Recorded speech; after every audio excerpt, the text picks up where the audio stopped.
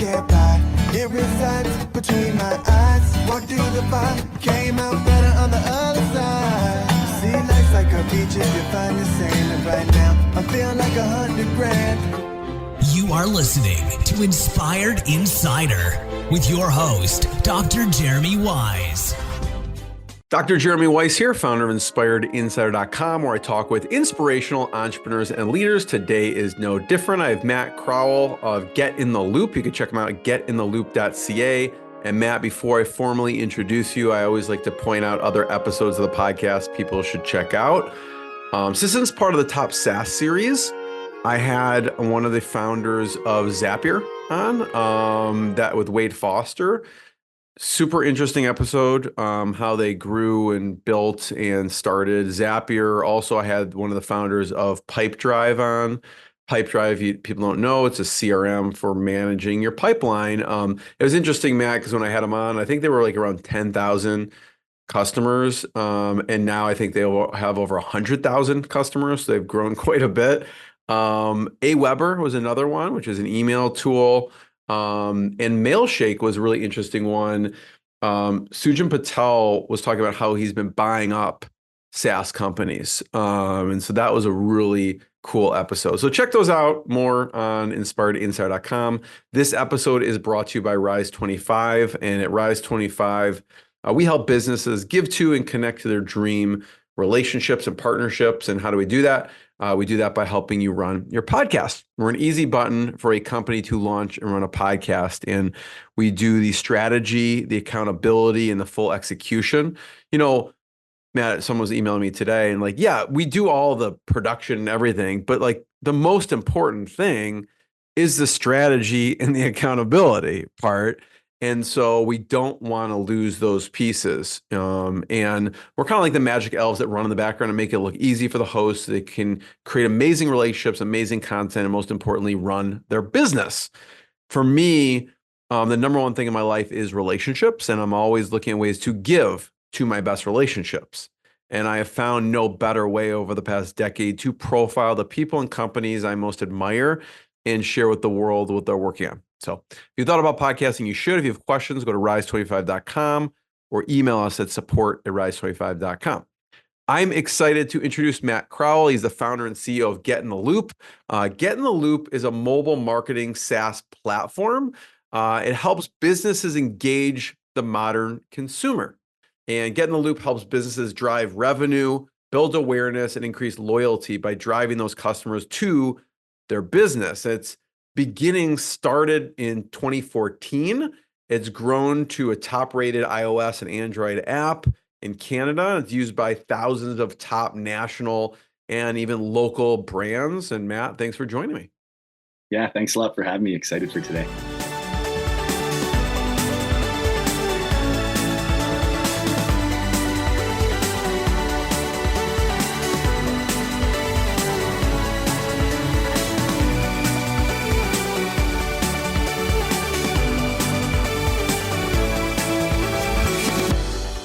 We'll get into it. I mean, you're past professional hockey player turned SaaS entrepreneur, but just start us off and talk about Get in the Loop. And while you're talking, there is a video portion to this. If someone's listening, I'm going to pull up Get in the Loop website so we can poke around there as well. So just tell us about Get in the Loop. Yeah, well, thanks. I mean, Get in the Loop is really built for local business. And what we are is we're like an AI-driven marketing and loyalty platform with the goal of helping small businesses attract customers, retain those customers, and most recently helping them maintain a presence on social media. And so we got a team of folks that help support our small businesses venture into the online world. And we're really, really focused on just trying to make marketing yourself easier for small business. Let's talk. I want to talk about the evolution a little bit of Get in the Loop. I know it started with a golf course and driving traffic. What was the business idea? Were you thinking, I'm going to take a portion, businesses are going to take a subscription? What was the original model with when you're driving people to the golf course? Yeah, I mean, it was like the true MVP. I was basically like had just finished college, and we were talking with a bunch of friends around how all these great golf courses are so expensive, and we wish we could golf them more often. And came up with a concept because like text message platforms were becoming popular at that point. And was like, what if we created a database where the golf courses could text out deals when they were slow in real time? And so I pitched a few golf courses on the idea, and they liked it. And at that time, we actually launched like with a different business model than today. We actually charged consumers to give us their cell phones, and then the golf courses got to use it to free to give those consumers deals. And so we launched the Golf Loop initially, and started to learn. How did that work? Charging consumers, a dual-sided marketplace is tough, right? Because you're going to the businesses and you're going to consumers. How did that work at the time? Yeah, I mean, it was good. I think when you're trying to build up a stable of businesses that are going to support sort of your marketplace, it was good that we could offer it to free for the business. And then it was all about how many consumers can we get to pay for this. And so, I mean, the subscription was $29 a year. And so the idea was if you went golfing once, you more than paid for the subscription. And it actually came with a 2-for-1 round at a really nice golf course. And so it was kind of like self-fulfilling if a consumer was looking to go golfing.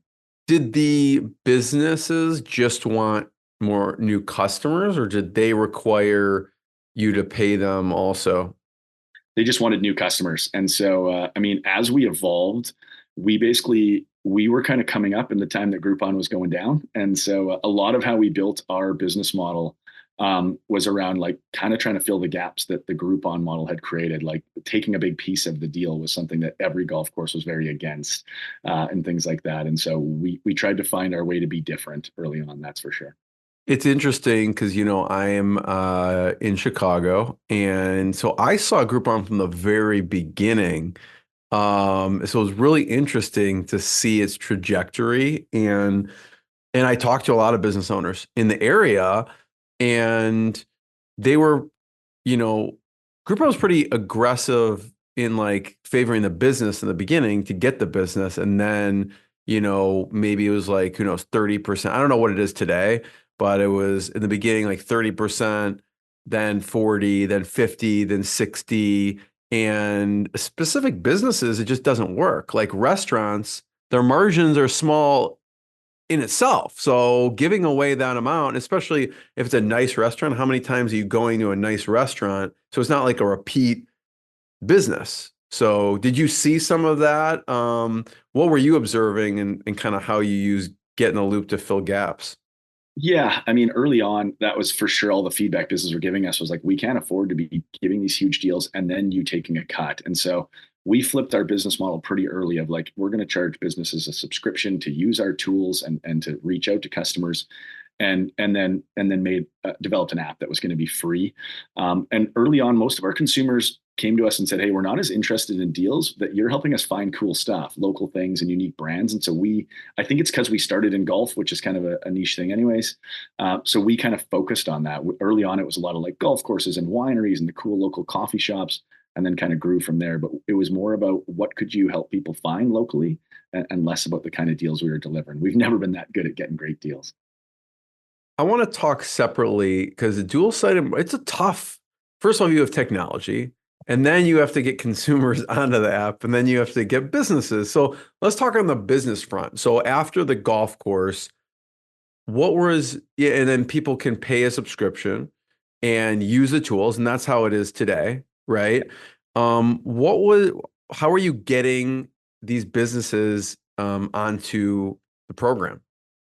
Yeah, I mean, we as a company too have like really learned that the important thing was to be building tools for businesses so that they seen value, and not have all our value be based on how many customers we deliver, like a Groupon's value would have been, or a deal company's coupon companies would have been. So because they like could use it to acquire their own customers.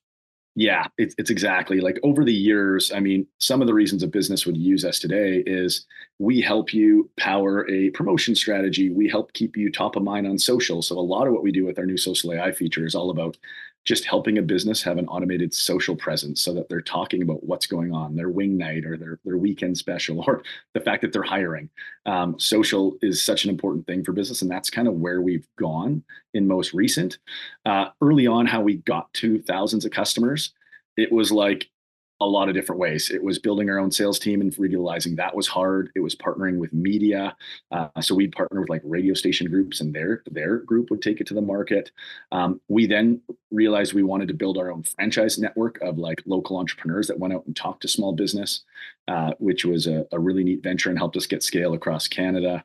And so it's there wasn't like, we haven't found that one growth channel that just took off. We've like ground it out to get there, to get to a certain size.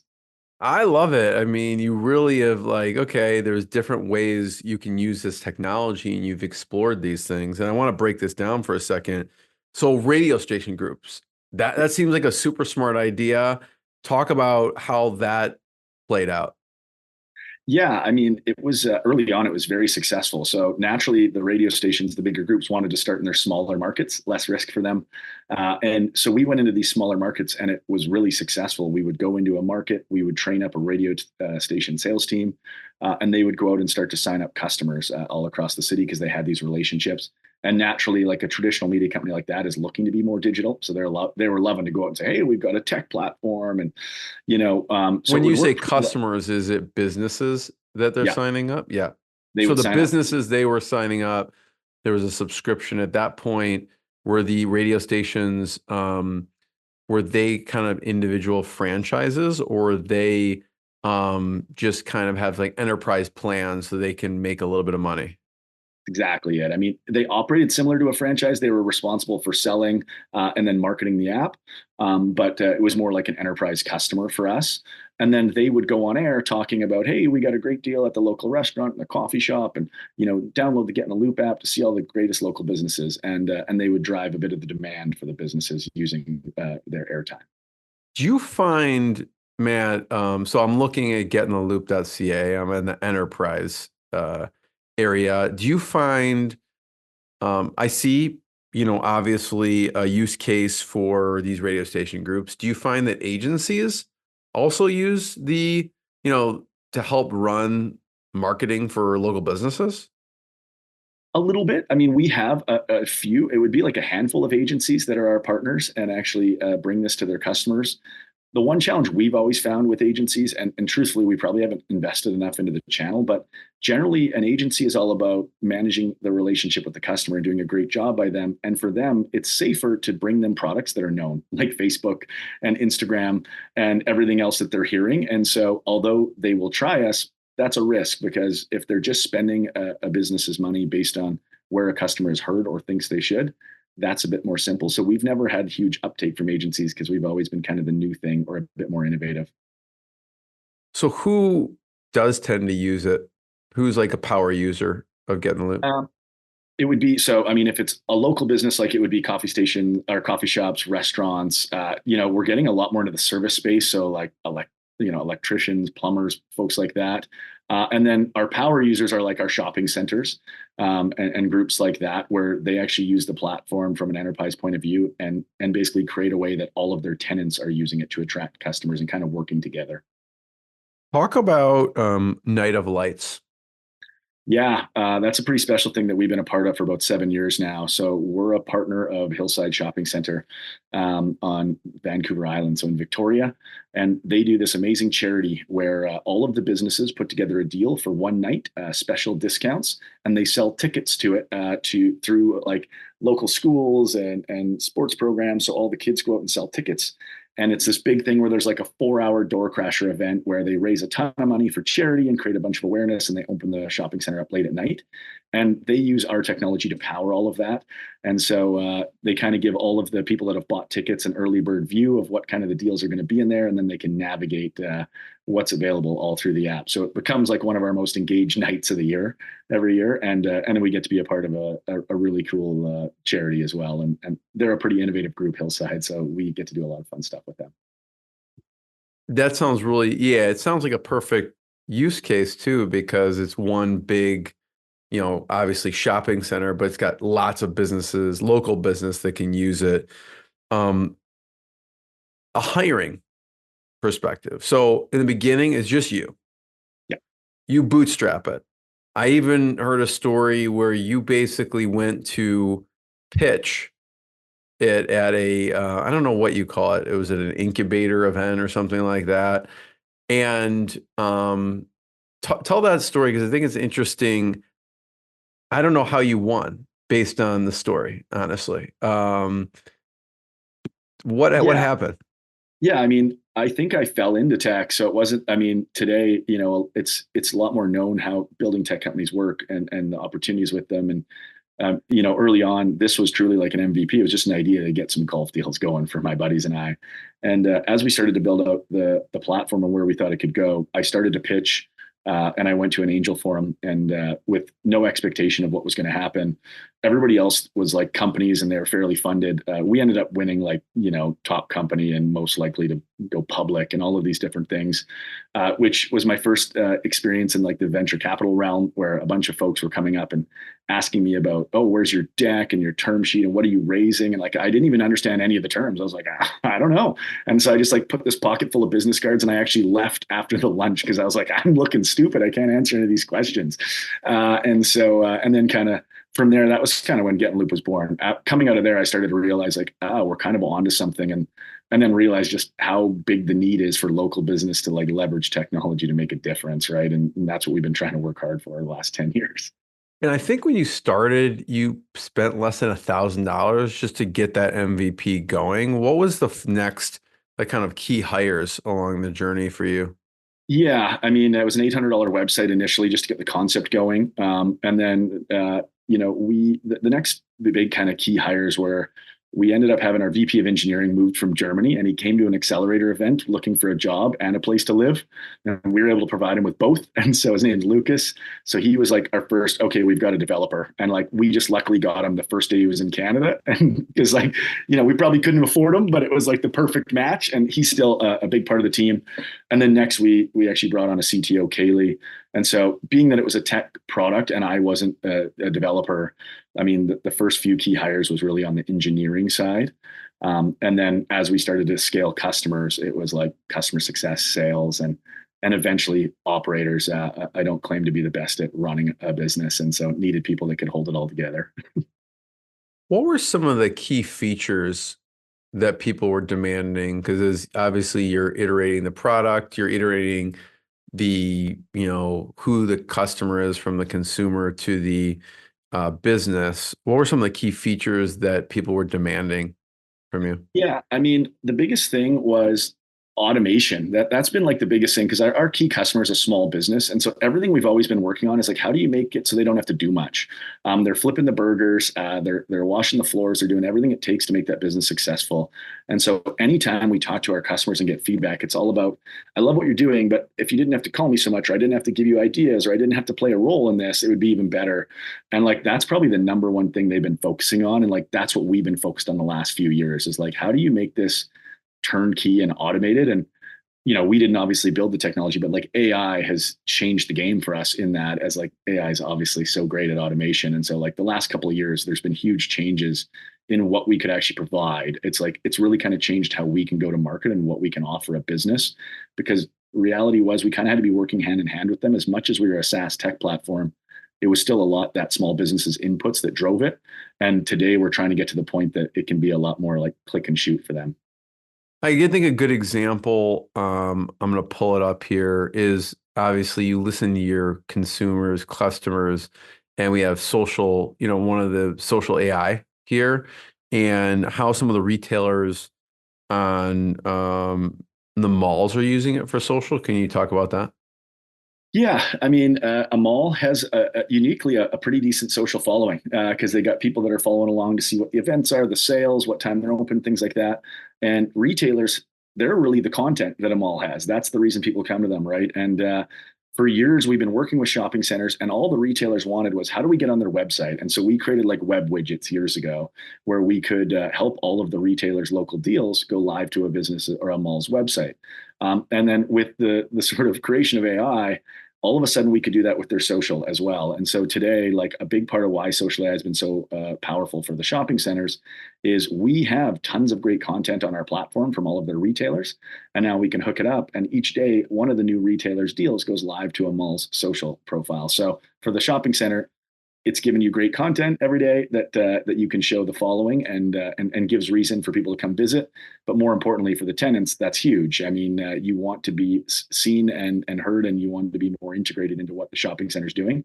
And it's all automated with social AI. So you can imagine that was a lot of people having to talk in the past, and today it's pretty simple.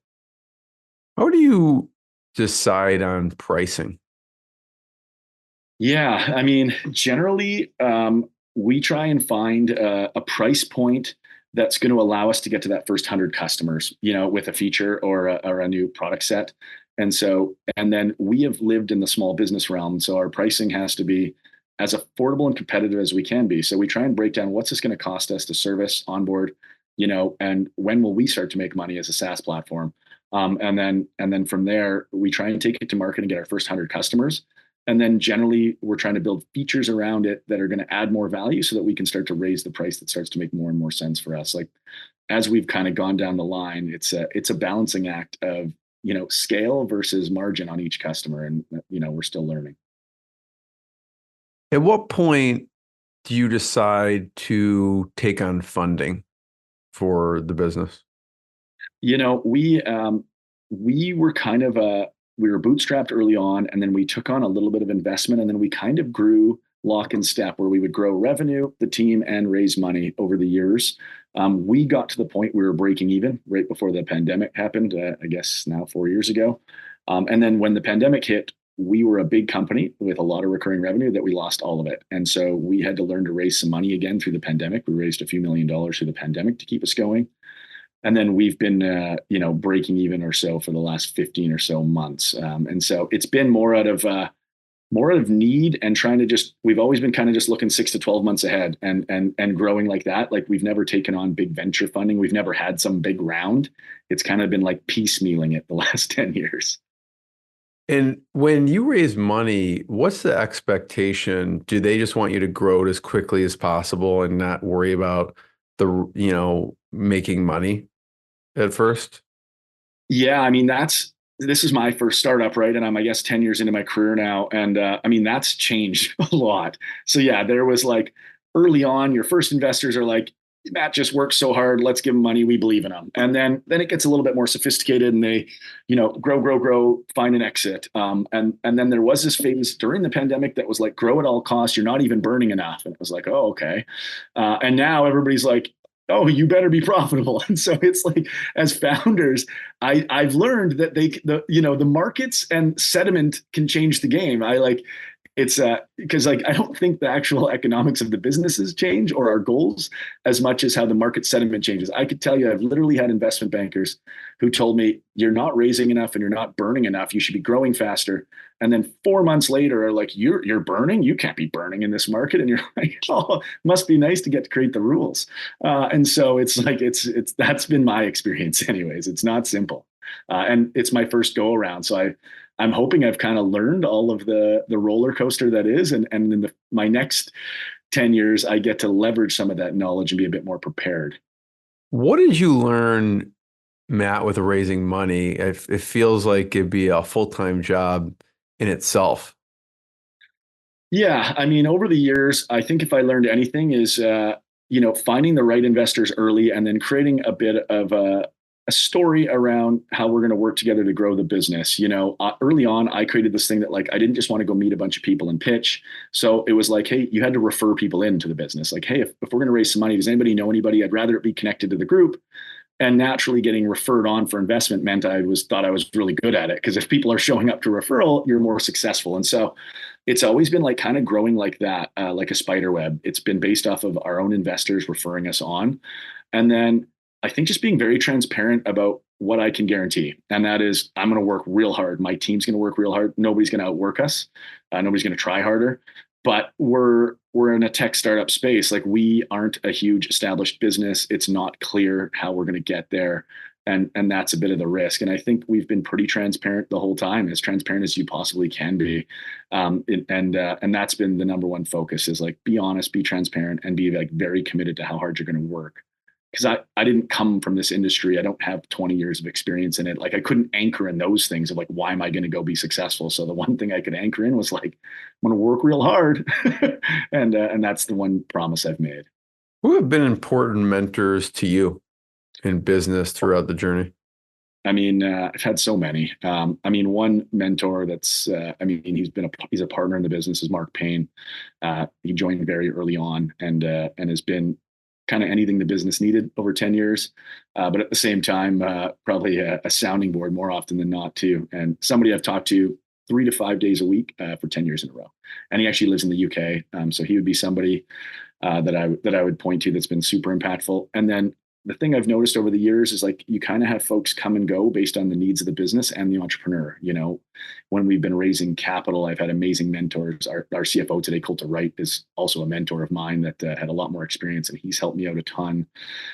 You know, when you're trying to grow product or partner with media, anything that we've been doing, I found that you start to find mentors in that space, and then it's like, are you personally connected, and how does that work? You know, and so I leverage mentors a lot. I'm not great at reading, and so a lot of my learning's coming from phone calls and listening to folks that have been there, and I've had a lot of folks that have helped me out over the years. We have like what was an important lesson or piece of advice from Mark that you remember? Well, I think it's always like, you know, our motto has always been like, we might not have the best idea, but we'll work the hardest. And, you know, and that's the one thing is like, you know, no matter what, a lot of things can change in the environment that you're in. But like, as long as you know you gave it your best, that's the thing you can be proud of and gets you up every morning. That would be one of the biggest things is like, you know, control what you can control. And that's the effort you put in. At what point does the franchise come into play? So it starts off obviously with the golf courses. You go to the consumers are paying, then businesses, and you have all these tools for businesses. Where does the franchise piece come in? It's a funny story. It's a good one. So we were partnered with all these media companies, and we started to get acquisition interest. So everybody wanted to acquire us. We were kind of a young company. We're just growing. And so all of our media partners decided they were going to make me offers, and some good, some bad, some in the middle. Nothing that we were looking for. It was kind of early days.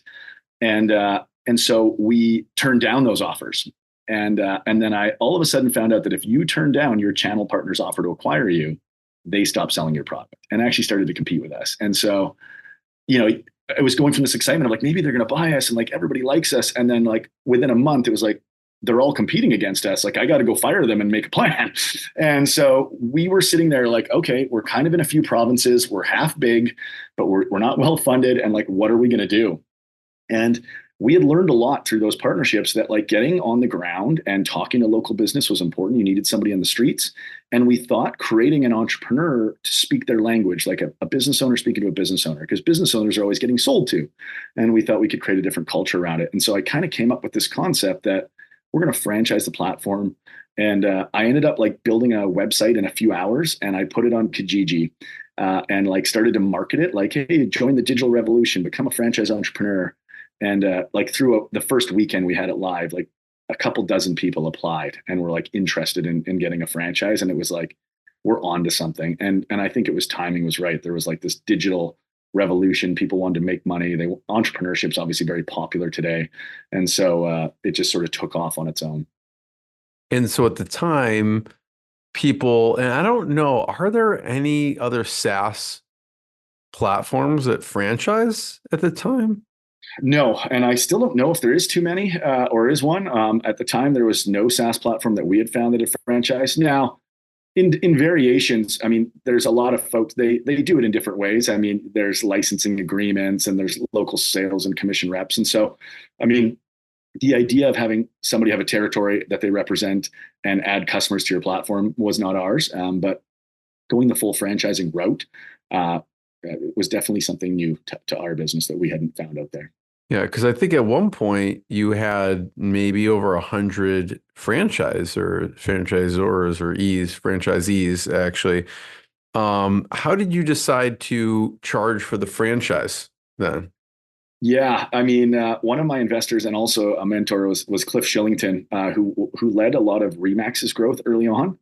And I mean, there was no math to this. He was like, yeah, we just charged $35,000 a territory. And I was like, that makes sense. We went with that price. And then we backed in a lot of the money that we took from a franchise fee was just reinvested into that entrepreneur of like getting them going, training on the ground. And so we just made sure that that was enough money to launch their business. And then the only way we made money was them being successful, really. But that was it. Was kind of Cliff mentioned a price, and we're like, okay, let's do that. And then we realized that we were kind of a lot below any other franchise because we didn't have any other costs. Whereas, a traditional franchise, you got to go take out a lease and buy equipment and all this other stuff. And with us, that was it. You could get started right away. Now, today, you mentioned shopping centers, local businesses, get on the Get in the Loop platform, and they use it to market their business, get in front of consumers. And even, HVAC, carpenters, electricians, anything. Rocky Point Carpentry was one of them. How do they use Get in the Loop? Yeah, and I think they're a good example of like just the hole we're filling. So Rocky Point Carpentry has been around for a long time, but the last 5 years they started to build a social following, and so they created an Instagram and a Facebook handle, and they've posted on it 5 times in 4 years. You know why? Because they're building houses and doing renovations, and it's not what they do, but they know they should be there. And so they partnered with us as like, we just need an always on presence. And so we have hooked them up to social AI, and now they're getting posts out live twice a week around the services they offer. Maybe if they're hiring a new member of the team, things like that. So if you were to look at them, they look active, digital, and on the forefront. But the reality is they're still doing the same thing. But it's strummed up quite a bit of new business for them in that their following is now aware. Oh, I didn't realize you guys do closets or things like that. But probably the most important thing we're doing for them is a lot of people go to social media to search the business and get to know them first. And if it looks like you might not be in business anymore, that's a real problem. And so when you go to theirs now, it looks active, it's vibrant, and it tells you what they're doing. And so that's probably the thing we've done most, is just make them seem relevant. So how does it work? They sign up. Yeah. Do they log into a dashboard and then plug something? Because I know it's connected, and it's the social AI can, when I was looking at it, it could do weekly posts. There's a lot of features to it. How does it work from the business side to get it all configured? Yeah, from a business's point of view, they basically go through an onboarding checklist. So we kind of understand what their goals are. Hey, I want people to know about my services. I want them to know about some specials. I want them to know about my hiring, whatever that is. And we build content into the Get in the Loop platform. That platform's been around for 10 years. So it's a platform that helps them, hey, let's come up with a promotion strategy, a contesting or a loyalty strategy. And then we take all of that content, and then it all gets written through AI to like write social posts on their behalf. So it adds hashtags and emojis and switches up the images so it seems creative and all of that. But it's all anchored in what a business is trying to achieve. And generally that could be through a 15-minute phone call, or they could just fill out like sort of an onboarding checklist. And it gets the business thinking about what they're trying to achieve, because that's the other thing that social AI is doing. Even if a business is posting, if you were to look at most local businesses, they're very rarely asking for money. It's like, oh, it's Saturday, or we heard it's pizza week, or or whatever it is, as opposed to like, hey, we have a promotion. Hey, did you know we have a loyalty rewards, or we're looking to hire? And so because they're pre-thinking about the content they want to create, and then that plugs into social AI, that content is backed by a strategy that can make a difference. What has worked, even from the SaaS interviews and agency interviews, I'm always fascinated by onboarding. And that could be digital onboarding, or actually, like you mentioned, it seems like there's a couple different ways people onboard with you. So I'd love to hear what's worked over the years from an onboarding perspective, and what hasn't. Yeah, we're trying to go to an all digital onboarding right now. And so over the years, what's worked is spending a lot of time up front with that business to make sure you're aligned and understand their strategy. But in a low cost SaaS model, that doesn't work maybe monetarily all the time. And so trying to create that balance between getting enough info out of that business to make sure you're aligned to their strategy and set them off, but then just be there when they need you. And over the years, we used to overservice so much, and that actually affected churn a lot. The number one thing we did to limit churn was stop talking to our customers. And it's because what it's doing is eventually a business goes, I'm too busy, I just got to cancel this. Or it's reminding them about it, of like, hey, it's an always on strategy. I had a bad financial day today. I should cancel that. Even though like they're not judging how you're doing, how it's performing. It's like they just got a bill they didn't like, and so they're going to cancel yours. And so it's like been a real balance to learn how many touch points and for what reason. And the more and more small business are so busy and they're becoming digitally connected, We think it's like, let it be on their time when it works for them, even booking them into a 15-minute onboarding call. You know how many of those they miss? 75% because they're too busy. So it's like, we're trying to create a world where it's like, we're always here. We want to be somebody that chats to you, but we're trying to create this where it's like, you're a busy business owner. Let's do it on your time and through the click of the button on your phone. So that's where we're trying to go to, is all digital for a small business, all through like email if we can, but we're always there for, the kind of customer that wants to have a quick phone call. So in addition to email, Matt, are there certain features and things you've built into the site and software to help with the onboarding? What's worked as far as that goes, so that they can kind of do it asynchronously on their own time and when they want? But it's hard because, like, when you're on the phone with someone, it holds them accountable. It's easy to get a lot done, but getting them on the phone is difficult. So what do you do digitally that helps them move them along? Yeah, I mean, email is the number one thing, really, is like a constant reminders of, hey, you got to update this. So it is a full SaaS platform. And I mean, we work a lot to make it very easy to use. But as an example, with the social AI feature, is one of the things that happens is every week you get an email that tells you about the content that's coming up that week that you can click and edit one step. So they don't have to log into the platform and think about it. It's like, hey, this is what's coming up this week. If there's anything you don't like, you should edit it now. Otherwise, this is all going to go live to your social feeds. And the number one thing that we realize by sending that is you're reminding them of the value every week. It's like, for very little money, you're getting value this week. Here's some social posts that are teed up. And so it's like, it's a real balance of communicating enough, but not too much, right? Or else you become a problem. There's another interesting, I found, use case with micro farms. Yeah, it's something that that's where definitely we were onboarding over the phone with those. So we partnered with Tourism Couch out in Vancouver Island again, and it was basically what they're trying to do is different regions. A lot of tourism groups' job is to create awareness and why you would come to that region. And one of the big reasons for that region is they have all these amazing micro farms with the climate there. They have just amazing stuff, but nobody knows about them. And generally farms aren't on Main Street, and they're in the back alleys. And so our app is always location based, and our platform is like really simple to promote the products and services that you're offering. And so we have been supporting, I think it's over 60 micro farms using the platform to promote the fact that, hey, it's time sensitive stuff. We've got apples, but they're fresh for a few weeks, or we've got this new thing that's coming out. And for a consumer, everybody wants to support local today, but it's still not easy to find the local companies. They don't have the dollars and ability to actually get into your social feeds like a big retailer can. And so that's been like a really successful project. We've been working with them for a couple of years now. And it's fun trying to make a difference for a farmer. They're competing against Save on Foods, and so how do you make a difference for them? I was actually listening to an interview. There's a shout out to Michael Senoff of Hard to Find Seminars, and he was interviewing someone who was making $1 million a year selling fruit from a fruit stand, and it was a fascinating interview on what he learned from like a messaging perspective, and kind of like what you were saying, if he's selling to like stores or wherever, whatever it was, making like $1.50 a bushel, but selling from a stand was making triple that, right? And so it was just interesting where the location they put, the messaging on the signs, and exactly what you were talking about. He was saying one of the things that worked was, whatever it was, fresh pick of the week, because they know, like, first of all, there's scarcity. It could go away. And second of all, it's fresh, right? As opposed to going in, we've been to the grocery store where stuff kind of looks like it's been sitting there for a while. So yeah. I love the micro farm idea. Do you, I know that you're in Canada.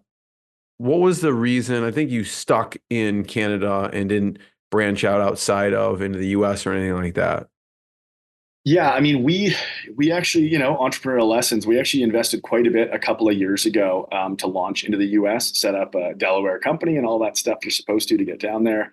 And then we weren't seeing the bounce back in our business in Canada, where it felt like we were ready to stretch ourselves into the US, like we're well capitalized enough and just in the right headset. I mean, we are now with social AI looking at expanding into the US again, because it's a lot more remote. We're less location-based and community-based and more like a business set of tools today. But yeah, we thought about that a couple of years ago, put quite a bit of investment into doing it. And then at the last minute, we're like, we're not ready and slowed down, but we're getting there again. And the intention is to get down into the US again.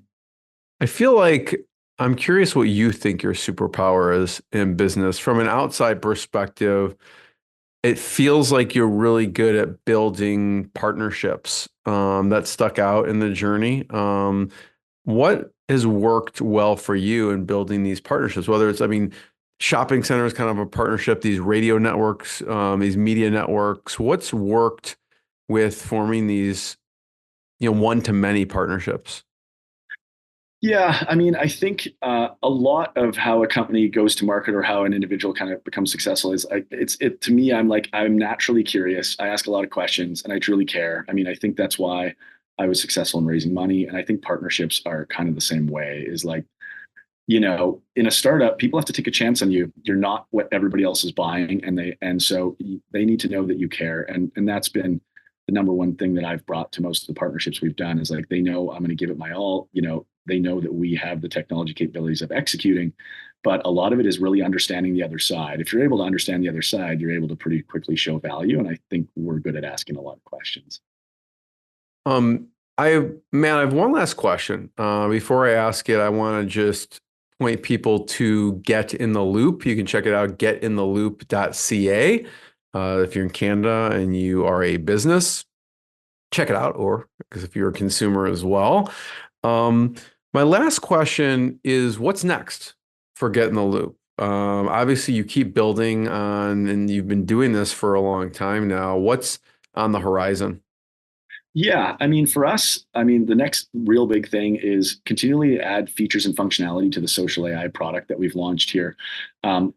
We're hearing a lot from our first 100 customers on what they want out of that, and so the next thing is like adding micro boosting to that, and really just continuing to develop on the momentum we have there, and then trying to get into the US. As most Canadian startups view success as, of course, it's great to be across Canada, which we are, but really hitting scale and getting successful is by proving that you can do this in the US. And that's the next step for the company, is we believe that the new direction of being more of a set of tools allows us to expand into the US pretty simply.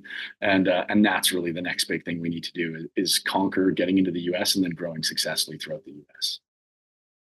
Man, I wanted the first one to thank you. Everyone, check out GetintheLoop.ca to learn more and more episodes of the podcast. We will see everyone next time. Matt, thanks so much. Thanks, everyone. Matt. See you. What I got, you can't buy. It resides between my eyes. Walked through the fire, came out better on the other side. See, life's like a beach if you find the sailing right now. I'm feeling like 100 grand.